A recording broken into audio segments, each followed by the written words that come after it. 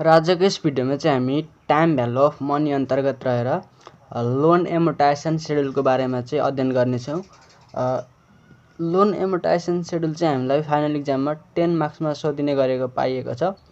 र loan एमोर्टाइजेसन सेड्युलको basic कुरा चाहिँ के हो त भन्दाखेरि कुनै पनि सङ्गठनलाई विभिन्न एसेट्सहरू पर्चेज किन्नुपर्छ र त्यस्ता एसेट्स पर्चेज गर्दाखेरि चाहिँ एसेट्सको कस्ट चाहिँ के हुन्छ त हाई हुनसक्छ, एकदमै हाई हुनसक्छ।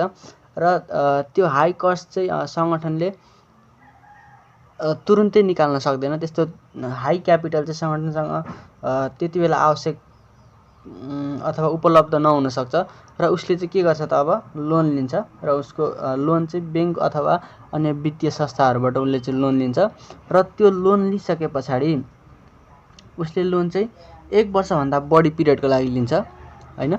र त्यस पिरियडभित्र चाहिँ उसले त्यो लोनको अमाउन्ट चाहिँ तिरिसक्नुपर्ने हुन्छ र त्यसरी लोन तिर्दाखेरि चाहिँ उसले इन्स्टलमेन्ट अथवा किस्तामा तिर्नुपर्ने हुन्छ र जुन त्यो उसले तिर्ने किस्ता हुन्छ त्यसलाई हामी पेमेन्ट भन्छौँ र त्यो पेमेन्टभित्र चाहिँ के समावेश हुन्छ, इन्ट्रेस्ट प्लस प्रिन्सिपल समावेश हुन्छ। यति कुरा हो र यसलाई हामी एउटा टेबलमा देखाउँछौँ, त्यसलाई चाहिँ हामी लोन एमोर्टाइजेसन सेड्युल भन्छौँ। यहाँ चाहिँ 2074 सालमा सोधिएको एउटा क्वेसन हामी सल्भ गर्नेछौँ। क्वेसनमा चाहिँ हामीलाई भन्छ the management of Vikas publication decided to buy a printing press by taking of loan ₹10 lakh for 3 years from Nepal bank limited. एउटा विकास पब्लिकेसनको म्यानेजमेन्ट टिमले चाहिँ के डिसाइड गर्यो अरे त, एउटा प्रिन्टिङ प्रेस चाहिँ किन्ने चाहिँ उ चाहिँ डिसाइड गर्यो र 10 लाख रुपियाँ चाहिँ लोन लिने भयो नेपाल ब्याङ्क लिमिटेडबाट हैन। उसँग 10 लाख चाहिँ एभाइलेबल थिएन होला, त्यही भएर उसले चाहिँ लोन लिने सोचेछ र नेपाल ब्याङ्क लिमिटेडबाट 10 लाख रुपियाँ चाहिँ लोन लिएछ। कति वर्षको लागि? 3 वर्षको लागि। अब फेरि तल हामीलाई जोड्दै भन्छ the loan bears a compound annual interest rate of 10% and यो बुझौँ पहिला। लोनले चाहिँ कति पर्सेन्टेज इन्ट्रेस्ट बियर गर्छ अरे त 10%। भनेको त्यो 10 लाख चाहिँ 10% का दरले चाहिँ ब्याज दरमा चाहिँ उसले लोन लिएको ब्याङ्कबाट। And calls for equal annual instalment payments at the end of each year for 3 years. र उसले लोन लिइसके पछाडि अब जुन किस्ता तिर्नुपर्ने हुन्छ त्यसलाई हामी इन्स्टलमेन्ट अथवा पेमेन्ट भन्छौँ। त्यो चाहिँ एनुअली रूपमा भनेको वार्षिक रूपमा तिर्नुपर्ने हुन्छ अरे र 3 वर्षको अन्त्यसम्ममा चाहिँ उसले त्यो जुन 10 लाख रुपियाँ ऋण लिएको अमाउन्ट त्यो चाहिँ तिरिसक्नुपर्छ भनेर हामीलाई क्वेसनले भन्छ। र ए नम्बरमा भन्छ what is the amount of annual payment. भनेको वार्षिक रूपमा जुन उनले तिर्ने किस्ता छ त्यसको अमाउन्ट चाहिँ कति हो अथवा पेमेन्ट चाहिँ कति हो भनेर हामीलाई क्वेसनले सोध्छ ए नम्बरमा। त्यस्तै बी नम्बरमा प्रिपेयर लोन एमोर्टाइजेसन सेड्युल, हामीलाई लोन एमोर्टाइजेसन सेड्युल बनाउनु भन्छ। र सी नम्बरमा के भन्छ त what fraction of payment made in year 2 represent the principal हैन। पेमेन्टमा चाहिँ प्रिन्सिपल अथवा प्रिन्सिपलको फ्र्याक्सन चाहिँ कस्तो छ त भनेको प्रिन्सिपलको पर्सेन्टेज चाहिँ कति छ त पेमेन्टमा, हामीलाई त्यो कुरा सोधेको। र यसलाई चाहिँ हामी हेर्नेछौँ अब कसरी हामीले गरेका छौँ। क्वेसनले भनेअनुसार विकास पब्लिकेसन लिमिटेड हो, उसलाई कति लोन चाहिएको त 10 लाख चाहिएको, लोन किन चाहिएको, एउटा प्रिन्टिङ प्रेस किन्नको लागि उसलाई लोन चाहिएको। त्यस पछाडि इयर भनेको कति वर्षमा 3 वर्षका लागि उसले लोन लियो नेपाल ब्याङ्क लिमिटेडबाट। इन्ट्रेस्ट चाहिँ 10% छ। हाम्रो यो क्वेसनले दिएको इन्फर्मेसन यति हो हैन। त्यस पछाडि एमा हामीलाई एमाउन्ट अफ एनुअल पेमेन्ट सोधिरहेछ जसलाई हामी पेमेन्ट अथवा इन्स्टलमेन्ट अथवा नेपालीमा किस्ता भन्छौँ। र त्यो निकाल्नको लागि पेमेन्ट निकाल्नको लागि हामीले के गर्नु पर्यो, लोनलाई PVIFA I पर्सेन्टेज एन इयरले भाग गरेर चाहिँ हामीले पेमेन्ट अमाउन्ट निकाल्न सक्छौँ। र लोन भनेको 10 लाख, PVIFA 10% 3 मा यसको भ्यालु 2.4869 छ र कति आउने भयो त 4,02,107.04 चाहिँ लोनको जुन पेमेन्ट छ अथवा किस्ता चाहिँ यति आउने हो। यो किस्ता चाहिँ हामीले प्रत्येक वर्ष के गर्ने हो त सेम तिर्ने हो हैन। त्यही भएर अब बी नम्बरमा हामीलाई लोन एमोर्टाइजेसन सेड्युल मागेको छ। त्यसको लागि हामीले 6 वटा कोलम भएको एउटा टेबल बनाउने र पहिलोमा इयर, दोस्रोमा बिगिनिङ ब्यालेन्स, तेस्रोमा पेमेन्ट, चौथोमा इन्ट्रेस्ट, अथवा रिपेमेन्ट अफ प्रिन्सिपल र इन्डिङ ब्यालेन्स सहितको हामीले 6 वटा कोलम भएको एउटा टेबल बनाउने र त्यहाँनिर पहिलोमा इयर लेख्ने। इयर भनेको कति वर्षसम्म तिर्नुपर्ने हो, पहिलो, दोस्रो, तेस्रो 3 वर्षसम्म तिर्नुपर्ने हो। इयरको कोलममा कुनै समस्या छैन। अब बिगिनिङ ब्यालेन्स भनेको यहाँ एकछिन यसलाई बाँकी राखौँ। पेमेन्टको सुरुमा हेरौँ। पेमेन्ट भनेको प्रत्येक वर्ष हामीले समान रूपमा तिर्नुपर्ने हुन्छ, त्यही भएर पहिलो, दोस्रो, तेस्रो वर्षसम्मको समान भयो होला। इन्ट्रेस्ट भनेको कति पर्सेन्ट हो, 10% हो होइन। रिपेमेन्ट अफ प्रिन्सिपल भनेको पनि एकछिन छोडो। र इन्डिङ ब्यालेन्स भनेको अब लास्टमा बाँकी कति छ तिर्न, त्यो इन्डिङ ब्यालेन्स हो। र लास्टमा जुन यो तेस्रो वर्षसम्म चाहिँ हामीले लोन अमाउन्ट तिरिसक्नुपर्ने हुन्छ, यो कुरा चाहिँ एकछिन विचार गरौँ। र बिगिनिङ ब्यालेन्स हेरौँ। बिगिनिङ ब्यालेन्समा सुरुको यो 10 लाख कसरी आयो त, हामीले लोन लिएको भनेको सुरुमा लोन लिएको हो नि त। बिगिनिङमा भनेको सुरुमा लोन लिएको अमाउन्ट 10 लाख र 10 लाखमा हामीले अब पहिलो किस्तामा कति तिर्यौँ, 4,02,107.04 रुपियाँ चाहिँ तिरेको हो पहिलो किस्तामा। अब यो किस्ताभित्र पेमेन्टभित्र हामीहरूको के समावेश हुन्छ त, इन्ट्रेस्ट र प्रिन्सिपल चाहिँ समावेश हुन्छ यो पेमेन्टमा होइन। हामीले यो कुरा चाहिँ विचार गर्नु पर्यो। पेमेन्ट भनेको इन्ट्रेस्ट र प्रिन्सिपल समावेश हुन्छ।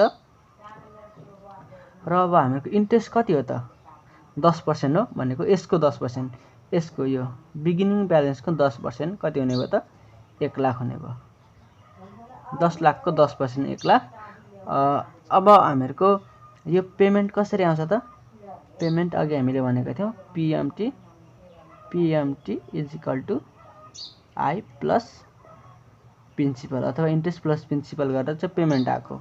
अब हामीहरूको इन्ट्रेस्ट 1 लाख आयो, पेमेन्ट हामीसँग 4,02,107 छ भनेपछि यहाँबाट हामीले प्रिन्सिपल कति तिरेको त्यो एमाउन्ट निकाल्न सक्छौँ, यसबाट यो घटाएर होइन त। अथवा यही फर्मुला हामीहरूको प्रिन्सिपल निकाल्नको लागि पिएमटी माइनस इन्ट्रेस्ट गरेर चाहिँ हामीहरूको प्रिन्सिपल आएको हो नि त यो। त्यही भएर यसमा यो घटाएर यो आएको होइन, प्रिन्सिपल आएको। हामीले जम्मा पेमेन्ट चाहिँ तिरेको चाहिँ पहिलो किस्तामा तिरेको चाहिँ 4,02,107.04 र त्यसमा चाहिँ 1 लाख चाहिँ हामीहरूको इन्ट्रेस्ट छ भनेपछि बाँकी चाहिँ के हो त, प्रिन्सिपल हो। यति कुरा हो, यसमा कन्फ्युज हुँदैन होला सायद।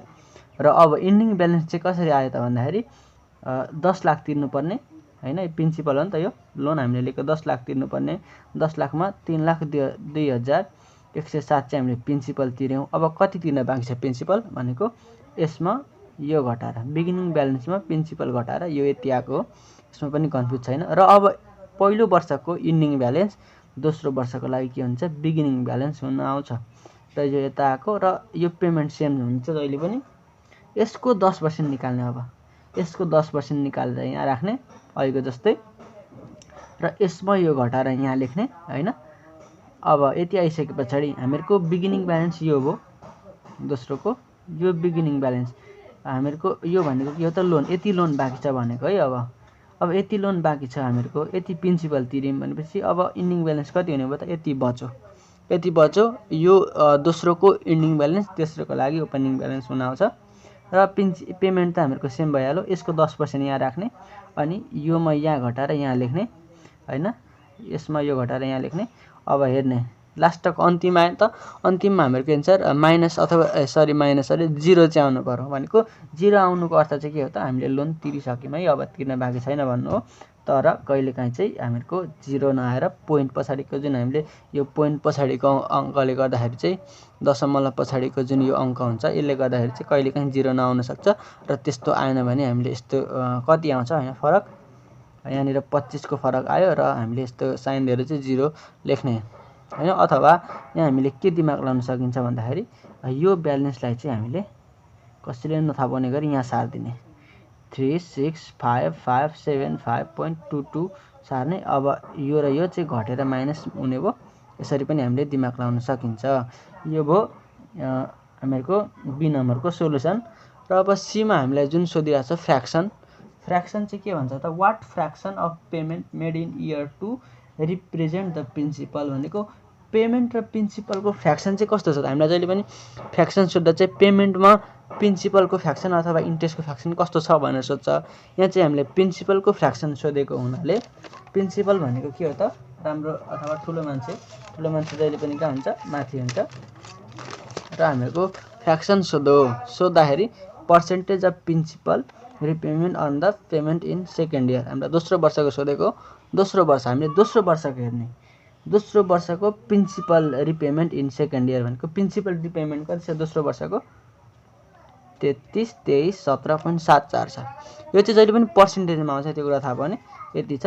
अनि पेमेन्ट भनेको त जहिले पनि सेम भइहाल्यो, यो तल राख्ने र यहाँ त इन्टु 100 गरेर लेख्दा पनि भयो, अथवा डाइरेक्ट पर्सेन्टेजमा चाहिँ 82 यति आउँछ, 0.826 पो आउँछ र यसलाई 100 ले मल्टिप्लाई गर्दा चाहिँ 62.64 आउँछ।